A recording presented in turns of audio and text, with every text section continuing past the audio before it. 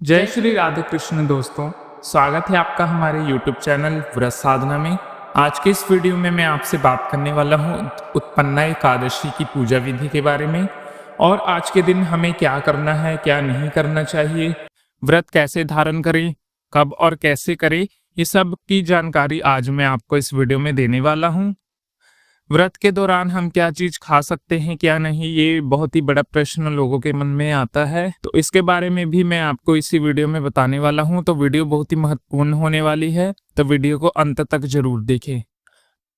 उत्पन्ना एकादशी 26 नवंबर 2024 के दिन रखी जाएगी, परंतु इस बार 2 दिन एकादशी है। कई जगहों पे 27 नवंबर को भी रखी जा रही है, कई जगहों पे 26 नवंबर को, परंतु कई लोग दोनों ही एकादशियों को कर रहे हैं। आपको जिस अनुसार ठीक लगे आप वैसे रखिए। किस दिन एकादशी रखनी है मैंने उस विषय में पहले से वीडियो बना दी है, मेरे चैनल पे वीडियो अपलोड है, आप जाके वहां से देख सकते हैं, आपकी सारी कंफ्यूजन दूर हो जाएगी। अब बात करते हैं एकादशी के दिन हमें पूजा कैसे करनी है, यानी पूजा विधि क्या है एकादशी की। तो आपने कभी भी यानी दोनों दिन में से जब भी व्रत रखा हो, चाहे 26 नवंबर को रखा हो चाहे 27 नवंबर को, आपने प्रातःकाल उठ जाना है। प्रातःकाल का मुहूर्त होता है 3 से 4 बजे के बीच का। यदि आप इतना ना उठ पाए तो 4 से 5 तक तो उठ ही जाइए। प्रातःकाल उठ करके स्नान आदि करें। स्नान के पानी में थोड़ा गंगा जल, काले तिल या फिर आप उसमें तुलसी का पत्ता अवश्य मिलाएं, क्योंकि मिश्रित जल से नहाना ही इसका पुण्य फल मिलता है। यदि हो सके तो किसी पवित्र नदी जैसे यमुना, गंगा या आपके आसपास कोई भी अन्य पवित्र नदी हो उसमें जाके स्नान करें। यदि स्नान करना संभव हो तो घर के पानी में ही गंगा जल, तुलसी पत्र या तिल वगैरह डाल के आप स्नान कर सकते हैं। स्नान करने के बाद अपने नित्य कार्यों से निवृत्त होकर अपने मंदिर के ईशान कोण यानी पूर्व उत्तर दिशा में भगवान विष्णु की एक चौकी स्थापित कीजिए। चौकी स्थापित करने के बाद विधि पूर्वक उस पे एक पीले या फिर लाल रंग का एक वस्त्र अर्पण करें। वस्त्र चढ़ाने के बाद भगवान विष्णु या फिर लड्डू गोपाल जी की प्रतिमा उस पे स्थापित करें। अब कई लोग कहते हैं कि हमारे पास भगवान विष्णु या फिर लड्डू गोपाल नहीं है, तो आप भगवान विष्णु की फोटो रख सकते हैं। फोटो या प्रतिमा कुछ भी अगर आपके पास हो तो आप रख सकते हैं। उसके बाद आपको प्रतिमा रखने के बाद कलश की स्थापना करनी है। कलश की स्थापना बहुत ही महत्वपूर्ण होती है। हर एकादशियों में कलश की स्थापना कैसे करनी है, आपको एक कलश का पात्र लेना है, उसमें जल भर के, गंगा जल भर के, उसमें कुछ द्रव्य यानी कि सिक्के डाल के, हल्दी डाल के और उसके ऊपर आम के पल्लव, 5 आम के पल्लव रख के उसके ऊपर एक कटोरी रखनी है। उसके ऊपर कटोरी में कोई भी अनाज आप डाल सकते हैं, जैसे चावल, गेहूं वगैरह वगैरह। वैसे एकादशी चल रही है तो आप चावल का प्रयोग ना ही करें तो अच्छा है। आप पूजा के दौरान अक्षत का भी उपयोग ना ही करें, क्योंकि एकादशी में चावल वर्जित होते हैं। तो आप कोई भी अनाज रख के उस पे नारियल को रख सकते हैं। नारियल का जो मुंह होता है वो भगवान विष्णु की ओर होना चाहिए, इस प्रकार से रखें। उसके बाद पूजा अर्चना करने के बाद कलश को टीका और मोली अर्पित करें। उसके बाद भगवान श्री हरि विष्णु को भोग अर्पित करें। भोग अर्पित करने के बाद भगवान श्री हरि विष्णु को पंचामृत का स्नान कराएं। स्नान कराने के बाद यदि आपके पास प्रतिमा है तो मानसिक रूप से पंचामृत का स्नान कराएं। चौकी लगा देने के बाद यदि आपके पास लड्डू गोपाल हैं तो लड्डू गोपाल का भी पंचामृत से आप स्नान करवा सकते हैं। पंचामृत का स्नान कराने के बाद उन्हें पीले, लाल या कोई भी वस्त्र अगर आपके पास उपलब्ध है, वैसे आज के दिन तो नए वस्त्र पहनाने चाहिए, परंतु यदि आपकी उपलक्षता नहीं है, आपके पास उस समय उपलब्ध नहीं है, तो कोई बात नहीं, आप पुराने वस्त्र भी पहना सकते हैं। कोई भी वस्त्र आप उन्हें पहनाएं। पहनाने के बाद आप उनकी विधिवत पूजा करें। पूजा करने के बाद भगवान लक्ष्मी नारायण का ध्यान करें। ध्यान करने के बाद आप व्रत का संकल्प लें। व्रत का संकल्प कैसे लिया जाता है? व्रत का संकल्प लेते हैं अपना नाम लेकर। नाम लेने के बाद अपना गोत्र, अपना क्षेत्र का नाम लेके, जैसे अब मैं नितेश तिवारी इस क्षेत्र का निवासी हूँ। आज उत्पन्ना एकादशी का व्रत धारण करने जा रहा हूँ। भगवान श्री हरि विष्णु मुझे इस व्रत को पूर्ण करने की पूरी श्रद्धा भक्ति दें, ताकि मैं इस व्रत को संपूर्ण कर सकूं और मुझे शक्ति दें कि आज के दिन मैं कोई भी बुरे काम अथवा कोई भी बुरा ख्याल मेरे मन में ना आए। ऐसा कहते हुए व्रत का संकल्प लें। व्रत का संकल्प लेने वक्त हाथ में तुलसी का पत्र और थोड़े पुष्प हाथ में जरूर रखें। संकल्प लेने के बाद भगवान श्री हरिविष्णु के चरणों में उन्हें अर्पण कर दें और व्रत का संकल्प लेने के बाद आपका व्रत चालू हो जाता है। इसके बाद आपको पूरा दिन ओम नमो भगवते वासुदेवाय मंत्र का जप करना है, जप करते ही रहना है। और इसके बाद अब आगे क्या करना है, आगे की दिनचर्या क्या होगी, ये मैं आपको बताता हूँ। उससे पहले चैनल को सब्सक्राइब करके वीडियो को अवश्य लाइक करें। हमारे चैनल पे उत्पन्न एकादशी की व्रत कथा भी अपलोड है, आप जाके वहां से व्रत कथा अवश्य सुने। अब बात करते हैं कि एकादशी व्रत रखने के बाद हमें कौन कौन से कार्य करने हैं, कौन से नहीं। तो देखिए, सबसे पहली बात आती है कि एकादशी के दिन आपको क्रोध बिल्कुल नहीं करना है।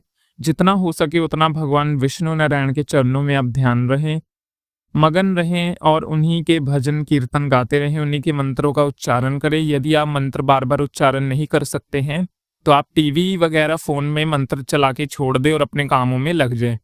और एक बात, कई लोग इस दिन निराजली व्रत भी रखते हैं, तो ये टोटली आपके ऊपर डिपेंड करता है कि आपने निराजली रखना है या फिर फलाहार। यदि आप दोनों दिन रख रहे हैं तो यदि आप पानी के बिना नहीं रह सकते तो आप फलाहार ले सकते हैं। यदि आप एक दिन निराजली रह सकते हैं तो आप चाहे 26 नवंबर या 27 नवंबर को रख सकते हैं। वैसे तो 26 नवंबर की तिथि ज्यादा श्रेष्ठ मानी जाती है, क्योंकि उदया तिथि के अनुसार इस दिन पूरा दिन ही एकादशी तिथि विद्यमान रहेगी। और इसके बाद आपने करना क्या है, पूरा दिन ही अपने निर्वित्त कार्यों से निवृत्त होकर, यानी रोजमर्रा के कामों से निवृत्त होकर भगवान विष्णु हरि नारायण का आपको पूरा दिन ही जप करना है। उसके बाद आपको किसी पे क्रोध वगैरह नहीं करना है। एक बात और ध्यान रखें, आज के दिन घर में चावल का प्रयोग ना हो, घर में किसी प्रकार की लड़ाई झगड़े ना हो, प्रेम और शांति बनी रहे। इसी के साथ घर में किसी प्रकार का तामसिक भोजन यानी लहसुन प्याज से बना हुआ भोजन ग्रहण नहीं करना चाहिए। ना ही घर में कोई भी ऐसा व्यक्ति हो जो मांस मदिरे का सेवन करता हो, तो आज के दिन ये सब करना वर्जित है। आज के दिन जुआ खेलना भी वर्जित है, क्योंकि कईयों के घर में ये सब होता है, इसीलिए आज के दिन ये सब ना करें।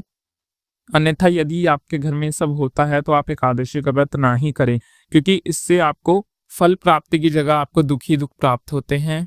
इसलिए आज के दिन यदि कोई ये सब करता है तो आज के दिन ना करे। उसके बाद आपको क्या करना है कि आपको बिना लहसुन प्याज का भोजन तैयार करना है। और यदि आपने फलाहार रखा है तो 12 बजे के बाद आप एक टाइम फलाहार कर सकते हैं दूध के साथ।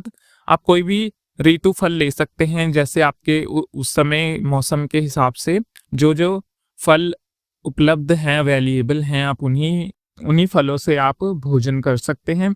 इसके बाद शाम के समय आपको तुलसी के नीचे एक घी का दीपक अवश्य जलाना है। तुलसी की पूजा करने के बाद शाम के समय श्री हरि विष्णु नारायण के चरणों में ध्यान करके फिर से उनकी एक बार विधि पूर्वक आरती करें। आरती करने के बाद उनकी पूजा आराधना करें, उनके पास बैठ के उनके मंत्रों का उच्चारण करें। उच्चारण के बाद शाम के समय भजन कीर्तन करके उनकी आरती करें। उसके बाद रात में, वैसे तो कहा जाता है शास्त्रों में कि एकादशी की रात जागरण की रात होती है, क्योंकि इस समय व्रती को रात को सोना नहीं चाहिए। परंतु यदि ऐसा ना हो सके तो आप 12 बजे तक किसी भी तरह भगवान श्री हरि विष्णु का ध्यान करते रहें। 12 बजे के बाद यदि अब ना सहन हो सके तो आप जाके सो सकते हैं। सोने के बाद आपने, जब जिस दिन पारण मुहूर्त है, पारण मुहूर्त अगले दिन यानी 27 नवंबर दोपहर 1:01 से लेकर 3:47 तक का मुहूर्त है। अब कई लोग सोचेंगे कि हम पूरी दोपहर क्या कर सकते हैं, तो आपने विष्णु नारायण के मंत्रों का उच्चारण करना है और आप उस समय एक बार फिर से फलाहार कर सकते हैं। और हाँ, सोने से पहले भी आप फलाहार कर सकते हैं, क्योंकि एकादशी के दिन जितना आप कम खाते हैं उतना ही आपको वो 2 गुना फल मिलता है, क्योंकि पूरे दिन खा लेने से तो फिर व्रत का कोई मतलब ही नहीं हुआ। इसलिए रात को सोने से पहले और अगले दिन आप 11 बजे या 12 बजे से पहले आप खा सकते हैं। और याद रखें, हरिवासर का जो समय होता है उसमें कभी भी अपने व्रत को नहीं खोलना चाहिए। हरिवासर का जो समय है वह 27 नवंबर को सुबह 10 बजे है। इसके बीच में आपको कभी भी अपने व्रत को नहीं खोलना है। हरिवासर द्वादशी तिथि का 1/4 हिस्सा माना जाता है, तो इसमें कभी भी अपने व्रत का पालन नहीं किया जाता। व्रत का पालन आपको दोपहर 1:01 से 3:47 के बीच में करना है, तभी आपको शुभ फल प्राप्त होगा। का जो मुहूर्त मैंने आपको बताया, और इसके बाद इसके दौरान हमें क्या करना चाहिए, देखिए, पारण करने से पहले यदि हो सके तो घर में किसी ब्राह्मण को भोजन अवश्य कराएं। यदि ना करवा सके तो उनके निमित्त उपलक्ष्य में कच्चा भोजन आप भिजवा सकते हैं ब्राह्मणों को, या मंदिर में भी आप शिवालय में भी भिजवा सकते हैं। ब्राह्मण को भोजन कराने के बाद या फिर उनके निमित्त कच्ची सामग्री को दान में देने के बाद आपने विधि पूर्वक, यदि आपकी समर्थता हो तो आज के दिन दान अवश्य करें। दान में आप आज के दिन गर्म कपड़े दे सकते हैं क्योंकि सर्दी का मौसम चल रहा है। यदि आपकी समर्थता हो तो आज के दिन दान तो अवश्य ही करना चाहिए, ये तो और भी शुभ फल और शुभकारी माना जाता है। आज के दिन दान करने के बाद आपने विधि पूर्वक से शुभ समय के पश्चात अपने व्रत का पालन आपने शुभ मुहूर्त में कर लेना है। शुभ मुहूर्त में व्रत का पालन करके फिर आप उस दिन, जिस दिन आपने व्रत का पालन किया है, उस दिन भी घर में सिर्फ शुद्ध और सात्विक भोजन ही बनना चाहिए। और एक बात जरूर याद रखें, जो व्रती एकादशी का व्रत रखते हैं वह आज के दिन किसी प्रकार की चुंगली, निद्रा, किसी की भी बुराइयां आज के दिन नहीं करनी चाहिए। वैसे तो कभी भी नहीं करनी चाहिए, परंतु एकादशी में भूले भी ना करें। यदि आपसे गलती से ये सब कार्य हो जाते हैं तो भगवान विष्णु से अपने इस किए हुए कार्यों की क्षमा मांगे और पश्चाताप करें कि अन्यथा ऐसी गलती कभी नहीं होगी। ऐसा करके फिर आप अपने नित्य कार्यों में लगें। एकादशी के दिन आप ज्यादातर बाहर ना ही जाएं तो अच्छा है, और ना ही किसी की चुंगली बुराई करें, ना ही मन में किसी के प्रति ईर्ष्या भाव रखें, ना ही किसी के प्रति बुराइयां करें, क्योंकि एकादशी के दिन मन को चंचल और साफ रखना होता है और इन्हें भगवान विष्णु के द्वारा ध्यान में लगाना होता है। तो इसमें यदि आप बुरे कर्म करेंगे और लोगों के बारे में बुरा सोचेंगे तो इस फल का उल्टा ही आपके ऊपर प्रभाव पड़ सकता है। तो ऐसा ना हो, तो इस बात का आप अवश्य ख्याल रखें। और ये थी आज की वीडियो। यदि आपको वीडियो अच्छी लगती है तो कृपया करके हमारे इस चैनल को सब्सक्राइब जरूर करें, ताकि ऐसे ही ज्ञानवर्धक जानकारियों वाली वीडियो की नोटिफिकेशन सबसे पहले आप तक पहुंचेगी। और वीडियो को लाइक जरूर कीजिए, क्योंकि आप हमारी वीडियो को लाइक नहीं करते हैं, मैंने देखा है। और कमेंट में राधे राधे जरूर लिखें, आप कमेंट भी नहीं करते हैं। यदि आपको हमारी वीडियो बहुत अच्छी लगती है तो बहुत अच्छी बात है, आप कमेंट कीजिए। यदि अच्छी नहीं भी लगती तो भी कमेंट कीजिए। हमारी वीडियो में क्या खराबी है उससे रिलेटेड भी आप कमेंट कर सकते हैं।